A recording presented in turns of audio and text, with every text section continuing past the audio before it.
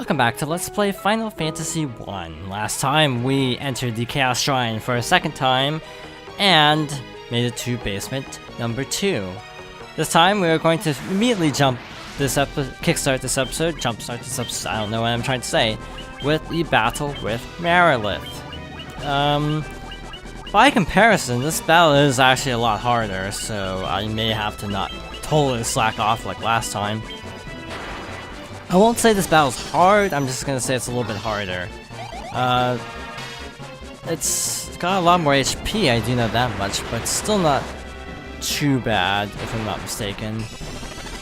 Really though, what enemy is that tough at this point? That's a problem I do actually have with old school RPGs like this, is disproportionate difficulty. Most games nowadays go from easy to hard, progressively getting harder as the game goes on. This game actually starts off really hard and actually gets easier as it goes along, which is actually a common trope of RPGs of this era. Look at Earthbound Beginnings, how much level grinding you actually have to do. Though I feel like Earthbound Beginnings keeps a very consistently difficult level throughout.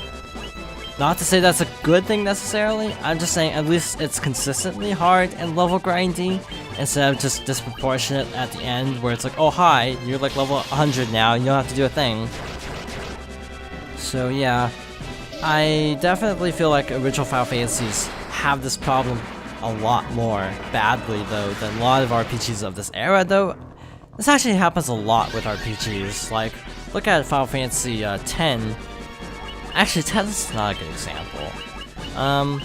Maybe 8 would be a better example, because once you get to the end of 8, you have a bazillion different junction skills and everything, and the game is just really easy. And thus, Marilith just goes down.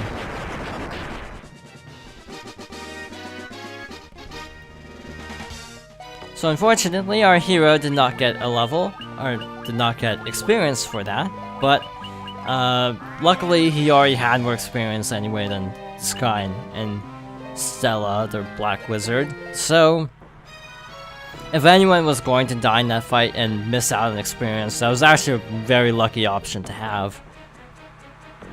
This level, again, very symmetrical, which makes it sort of easy to navigate and sort of difficult to navigate at the same time. It's just so symmetrical that it actually gets to be a little bit lengthy. That's the problem.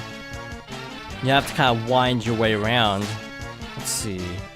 What's the best route through this? Probably actually a Thunder. Actually, I have gauntlets. I sold a bunch of stuff off screen so I could buy a bunch of items. I kept the gauntlets though for this specific floor.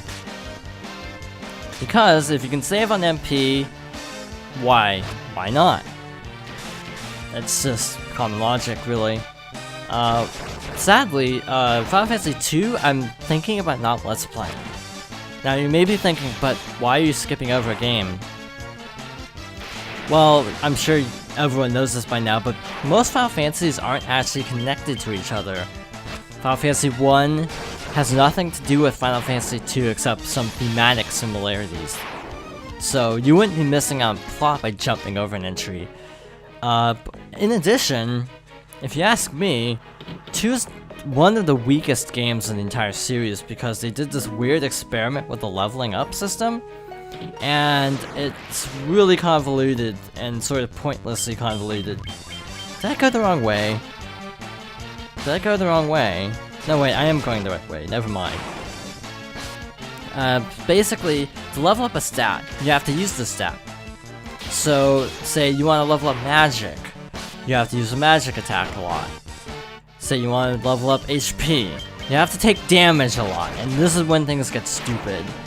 This is actually alleviated in the GBA and PSP versions. Alleviated, not fixed. So, the original game, in particular, was actually never released in the US because by 90, the SNES was already out, so this game came out very shortly before the SNES in the US, so by this point they just were like, let's go straight to Final Fantasy 4. Same reason why we never got Final Fantasy 3 for the NES, because by that point, by the time the first game came out in North America, the SNES was already well in development, so it just wasn't worth it for them. Now, I'm really not sure though why we missed out on 5, because 5 is a SNES game, and we got 4 and 6, so why did we never get 5? That's the one thing I never understood.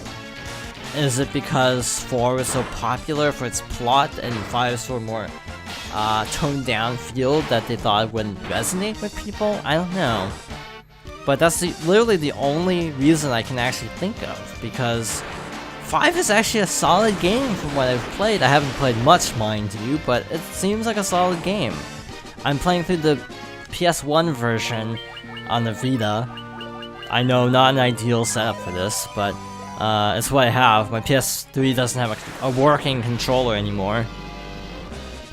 In any case, enough Final Fantasy 5 talk for a little bit.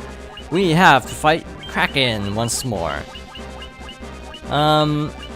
If you recall, Kraken was actually slightly tougher than, well, Merilith or,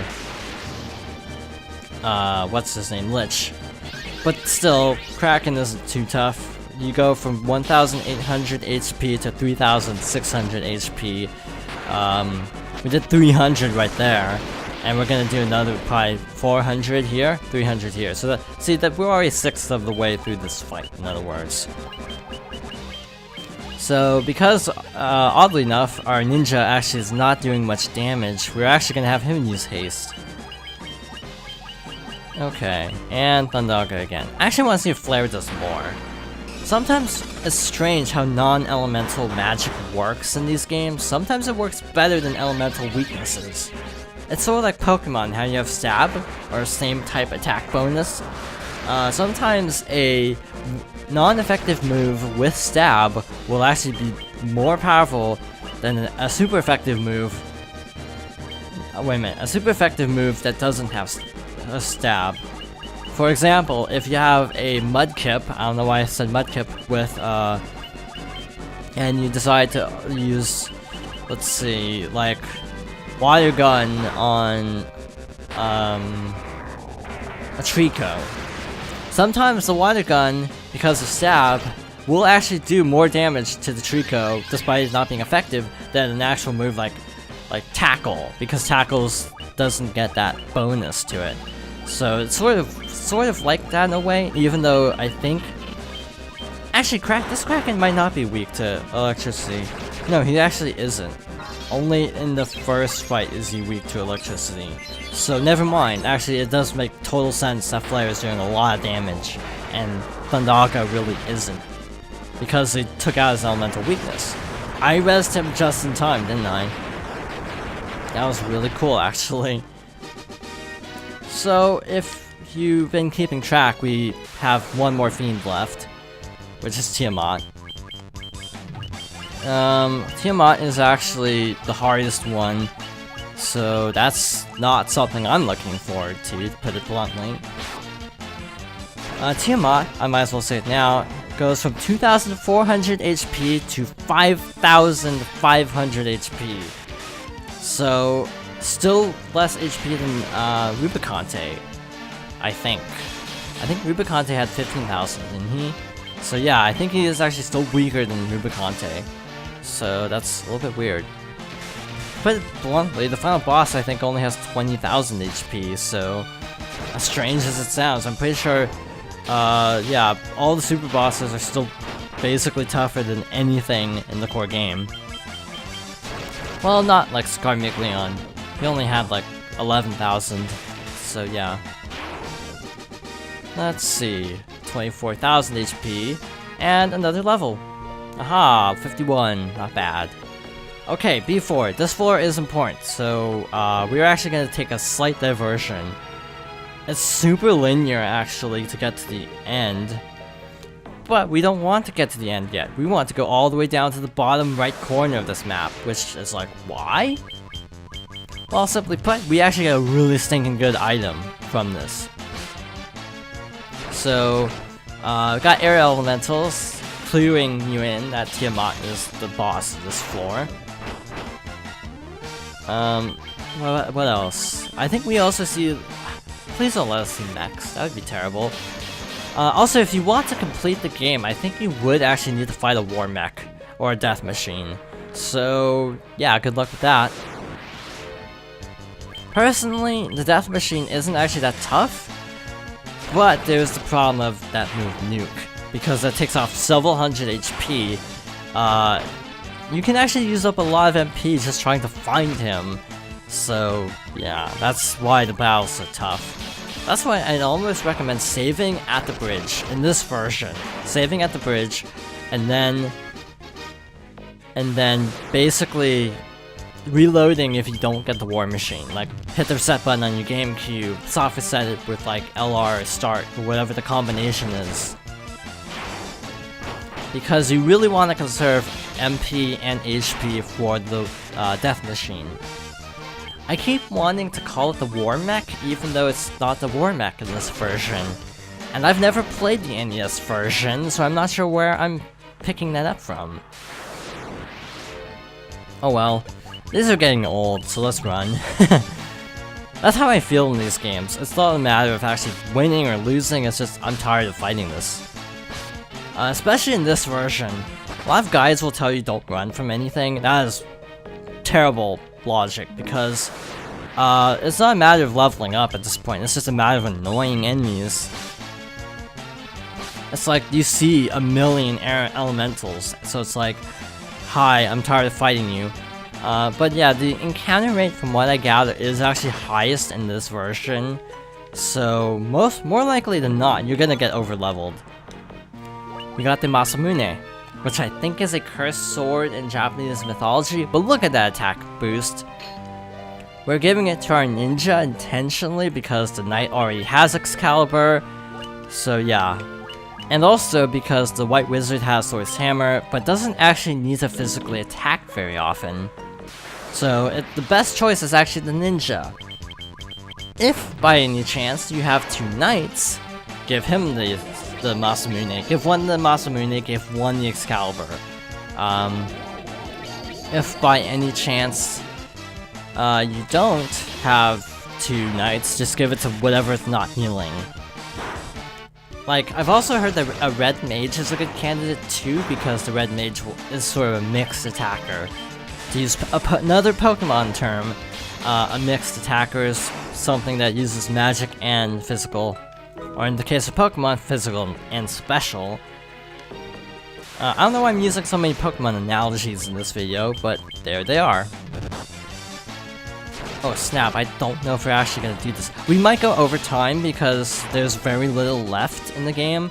So we might go over time just because there's not enough to pad out a whole second episode of just fighting the 4 Fiends, or third episode of fighting the 4 Fiends. But I don't think we're actually gonna be able to do this in time. So I think we're actually gonna go slightly over time with this episode. The 4 Fiend, Tiamat, is right here, so heal up real quick.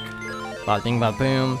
And there we go. I'm kind of in a hurry mode right now because we're running low on time. So attack, haste, same old, same old. I'm gonna cast Hilera just in case, and go with our good old friend the Flare. Tiamat, as you may recall, is actually kind of a jerk. He is probably the only one of the 4 Fiends that may actually present a problem, says the one who died twice already to a 4 Fiend, to 2 different 4 Fiends, so yeah. Again, just to reiterate, he has a lot of HP, so keep that in mind. Hilera again, and Flare again. Also, I was thinking about my hints in an earlier episode to what my next Let's Play would be, and I realized there are actually 2 different games I've been considering Let's Play that fall into that category. The whole not an RPG, but kind of like an RPG. Yeah, both games I've been considering are like that, so... I think I did say something along the lines of playing something in a series I hadn't played before, and that narrows it down considerably though. Yeah, because I've been thinking about playing another Zelda, which is technically considered an RPG, and I've also been thinking about playing a Fire Emblem, so that's also kind of an RPG, but not really. I'd consider Fire Emblem a tactical strategy game, not really an RPG per se. Which one it'll be, who knows? It's Fire Emblem because of the hints. Wow, we are out of MP. That's actually not good. So, gotta go with our old friend, the Heal Staff. If I can find it. Or Heal Helm, that works too. I really like Fire Emblem though. I really do. But there aren't really good LP games. I'll try to make the most of it because Sacred Stones, which is the one I plan on doing, is actually really easy compared to a lot of the others. But that doesn't mean it'll be a smooth Let's Play by any stretch of the imagination. Load this last Kuraga on him, just be on safe. Oh wow, this is not good. Shoot. Hopefully he's almost dead because this is actually really bad. This is actually really bad. I was hoping that would kill him because we are getting dangerously close to running out of MP. Thank goodness. That was actually a little bit dicey there for a while, but we pulled through in the end. 1 gil. Thanks. Though, then again, why do you need gil in this area? It's like, it's the last dungeon. You don't need gil. You don't need money. You get to save the world. It's like, material possessions don't matter at this point in the game. Yeah, we're just gonna kill these things. It would be a lot faster. Yeah, I'm targeting them very specifically, if you couldn't tell, because I wanted the mages to go after one together, and also the 2 physical attackers to target different ones. Just to speed along the battle, but it actually didn't work because there's still one standing. Not anymore. Aha, level up, level up, level up. So these stairs take us to the final floor, which has a star-shaped pattern to it if you look at this from above. And this is actually the location of the final boss. So man, we actually did fill out 2 whole episodes. So, really quickly, we have so many. Let's just use these. I'm not even gonna waste a heal on these. Let's just do this. Just because. I'm not even worried at this point because we are over leveled to the max. And we got so many ethers, you do that, even though these guys never use magic. Just max out our stats just for the heck of it. Yeah. Also, I should point out that everyone gets 999 health if you get to level 99. And because I'm gonna have to do level grinding anyway for the hidden dungeons, part of me almost wants to do a bonus video where I actually fight the final boss again at level 99. Might not happen though, so we'll have to stay tuned. You'll have to stay tuned and see what happens. But yeah, I think that'd be funny having like a level 99 run of the final boss, just to see how ridiculous it gets. In any case, wow, we actually did use a considerable number of ethers, 33, 6, so 39 items. So I actually didn't hoard for once. But next time, we will actually finish the core game. Thank you for watching, and I hope you join me next time for more Final Fantasy.